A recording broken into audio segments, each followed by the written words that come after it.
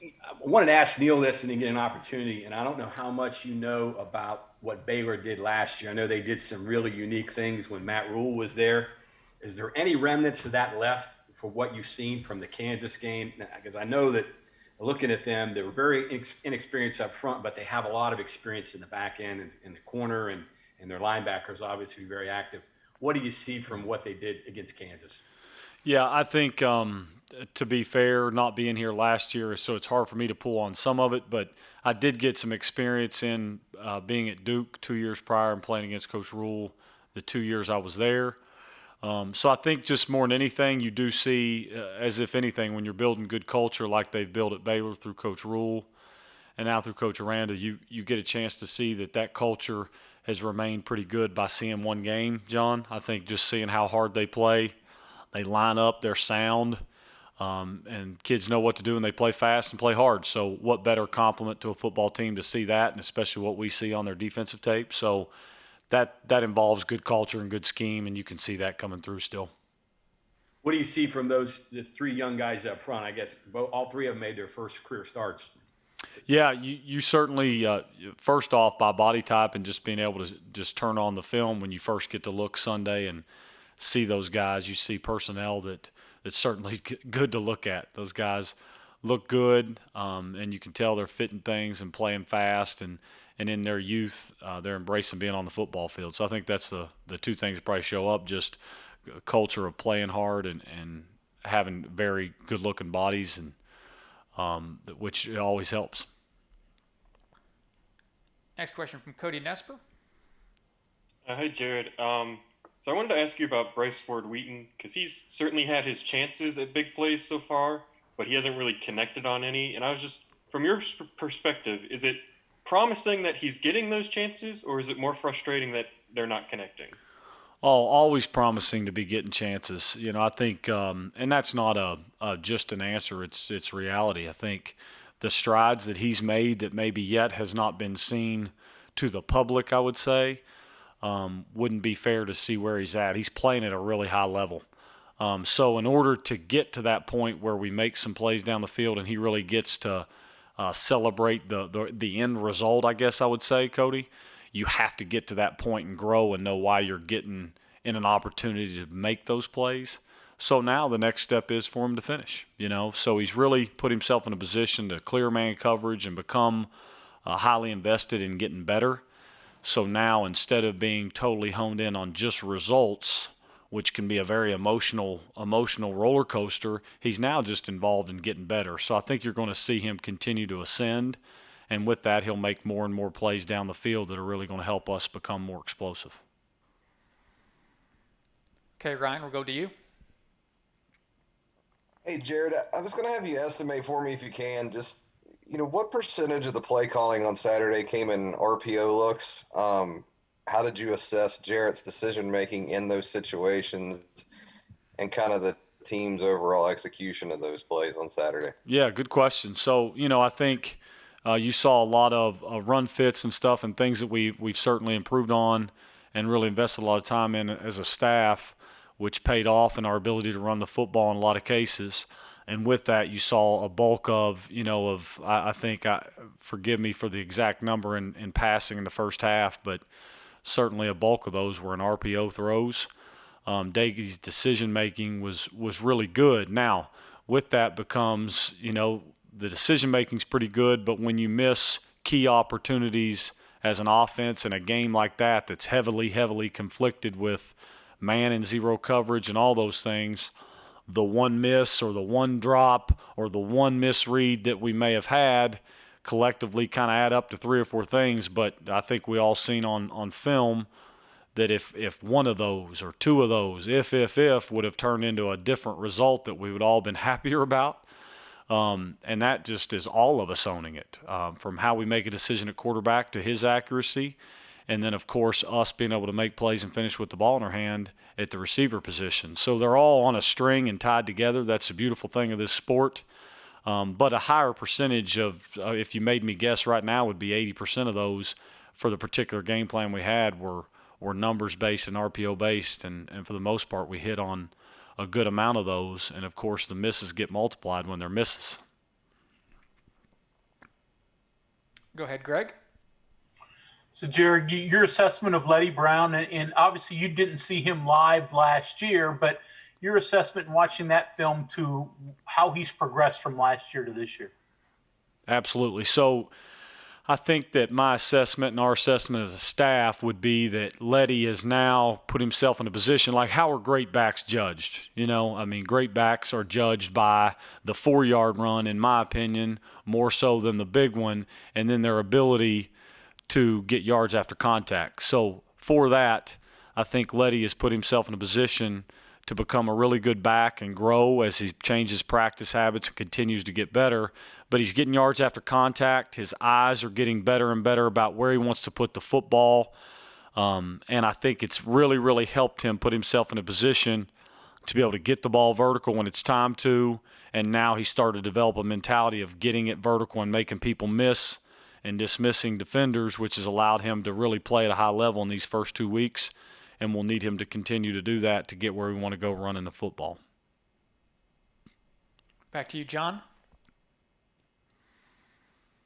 No, I was up next. Let me squeeze 2 more in here for you, Coach. Number one, what jumps out at you with Bernard? He's an active linebacker. He had 3.5 TFLs. And then the second one is there a consideration of maybe helping out those outside your young tackles with maybe some extra help there on the outside to help them a little bit? Good question. So first one, of course, he pops on film. He does everything you want a second-level player to do. That's why he's a preseason ranked to where he is, and he's a great player.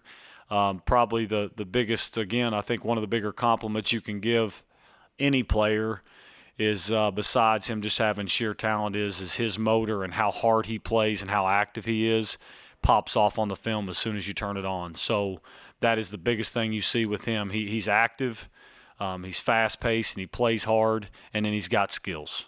And then to your second question, help me again. Yeah, you're muted. Sorry. No, it's your okay. 2 tackles, young guys. Yeah. Consideration of helping them out a little bit, pass protection. Sure. So anytime that you go into any game, being able to protect the football and protect the passer are 2 big conversations. So as we go through and we find ways to reduce our sack numbers and stay away from negative loss and all those things, we have to have those conversations. So our protection plan will be crucial this week and any week to make sure we do. I know that's vague and probably mostly on purpose, but I will say, yes, we've got to have a good plan to protect him. Go ahead, Kevin. 2 quick ones, Jared. First, to follow up on that answer. I know you're not going to give away any special things, but is the real crux of that problem, say, in pass protection in, hey, I want to spread the field to create opportunities and open up some of those routes that you got versus providing that extra coverage? I mean, is that the toughest decision?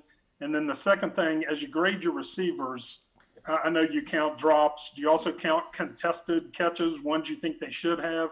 And what's an acceptable level for where you say, yeah, we're going to keep throwing that because we're getting this many or this percentage of contested catches? Yeah, it's all good, great questions and good points. Here's what I think. Here's my belief.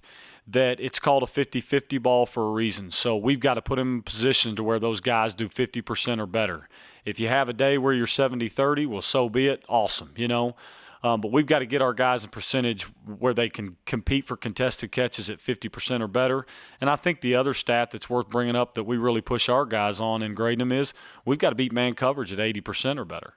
And so it goes back to an earlier question. If you can win at 80% or more against man coverage across the board, you've put yourself in a position to win, and then you got to complete it, catch it, and finish it. But you can't do those things until you win. So we really try to talk about competing for contested catches and making those at half or better, and then beating man coverage at 80% or better, and then you put yourself in a position to have success. Last 3 questions in the queue here. Go ahead, Sean Manning.